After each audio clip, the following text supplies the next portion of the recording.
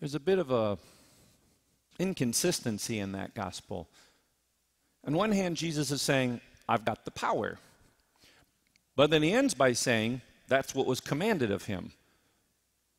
Well, so which is it? Are you doing it because you were told to? Or are you doing it because you have the power to do it? At least initially it may feel inconsistent. Until we look at what love is, capital L.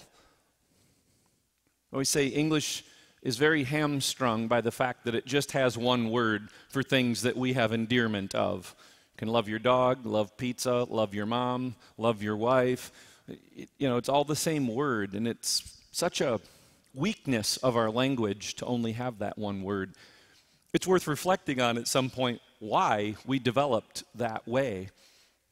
But for today, let's think about the way in which the Father and the Son are in relationship to each other, and then what that means for us. Because he said, this is why the Father loves me, which, again, for us begins to feel conditional. But in reality, it's because love just is. Love isn't saying anything. On the contrary, love is never speaking, and yet is so loud to those who tune into it, you can't miss it. And that has an interesting impact on all of us in terms of how we plug into that. I don't have to wait to hear what it is that love wants of me. Understanding fully that we say that of love, but God is love, so we're talking about God. And so this is a bit of a Trinitarian thought to get us down the path of where we should be going. But to say that the Father doesn't have to manipulate, cajole, coerce, guilt into action the person of Jesus, the second person. He doesn't have to do that. Love just is. And all that look at it say, well, this is what needs to be done. In every given situation, I understand. And so why does the Father love the Son? Because he knows what he's going to do. He doesn't have any choice in that sense. As he said, he's got the full power. He doesn't have to do it, except that he's fully in on love. The power to lay it down and the power to pick it up. Let us not miss that it has to be that order. It has to be that order. We have to lose before we can win, if you want. You can't get to Easter Sunday except through Good Friday. And we see this a trillion ways in nature, right? The metamorphosis of a caterpillar to a butterfly. It shows up over and over again because that's what truth does. Truth, just like love, doesn't speak. It just is. And you can cover your eyes and say you don't see it, but that doesn't make it less true. I think it was Wednesday's gospel. I had the oblate house mass. And it's from John chapter 6, which is really the Eucharistic chapter. But there's a line in there I hadn't really thought of that really hit my ears differently in the midst of where we are at this point of a pandemic. And it was this idea that Jesus saying, it is the will of the one that sent me, the Father, that I not lose one of what was given to me. Not one. I'm not going to lose one. And it just struck me what solace there was in that for me. To say, if there's just some things that have been revealed for myself is just to go, man, through this space of time, I have not been super successful in being faithful. I've succumbed to fear. I've succumbed to, glass half empty and not letting hope spring eternal in me. And part of that is just an ego check. To go, I thought I was a little further along on the spiritual journey. It's just kind of a revelation. This is the kind of thing that happens to us all in the classroom, on an athletic field, in musicians, in theater, in our jobs.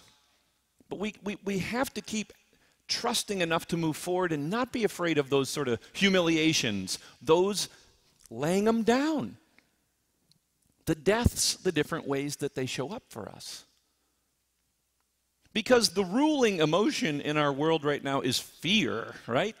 It isn't hope. It isn't love. It isn't surrounding ourselves with truth on the whole. And so then the question becomes, Do we believe in this good shepherd? And what are the ways in which you and I can live that?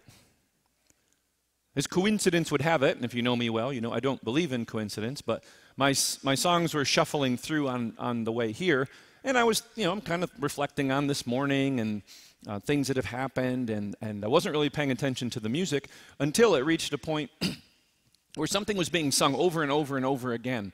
And it struck me, to me, it's going to be what the Hallelujah chorus is, and it's the song From Now On, from The Greatest Showman. And if you know the premise at that point, Barnum has reached his bottom. He has lost sight of all that he has accomplished successfully. Remembering this is a show, the actual human historical character was far more complicated. But he has this moment of clarity because all of these people he had brought to their own, he had kind of shunned away. And what they end up singing over and over again, powerfully, powerfully, and the drums are pounding as they say, "And we shall come back home, home again." And what you and I have to be committed to is that kind of love that brings those from the margins to sing and dance and pound and say, "We shall come back home." And we claim that because he did. That's how he lived, that's how he died, that's how he conquered death. And that's why he can say here in chapter 10, this is why the Father loves me, because I have the power and I will do it for you, because not one will be lost. And on my weakest moments, I need to remember that. And when someone has irritated me to my core, I need to remember that too. And when there's a lot of reason to look and see it glass half empty, or to feel like we're in the midst of darkness, we have to claim the victory that he promised. I am the good shepherd, he says. He says it more than once in case we weren't listening. Let's follow him. He will lay it down for us. He did lay it down for us. And all he's ever asked is that we follow him. That's scary. It's risky. But the alternative is just to run around in the darkness screaming like idiots, picking up the most recent piece of information and overreacting to it. Let us be grounded in this presence that will be ours in this Eucharist. Let us understand that the opportunity we have is to help those who are feeling scattered. Notice that when that hired hand leaves, two things happen. Some get devoured, but most just get scattered. And there are a lot in our world that are scattered today. And what you and I can do, if we follow him, if we trust in that love, if we believe into that love, we can start to hear those people moving back into the whole. It will be one shepherd and one flock if we but live this way. And you can start to hear it in the distance, and we will come back home, home again, because that's the vision that God has for us all. It isn't easy, but man, is it worth it. He took the power he had and he laid it down, knowing full well he could pick it right back up again. And in that action, he saved us. So let us think about all that we bring to today's Mass, our hopes and our fears, our dreams and our things that have been crashed into pieces, and just bring them right back in front of him and let the Good Shepherd protect us, lay it down for us, and lead us, so that someday we will sing so loud we won't be able to hear anything else. Home again. May God be praised.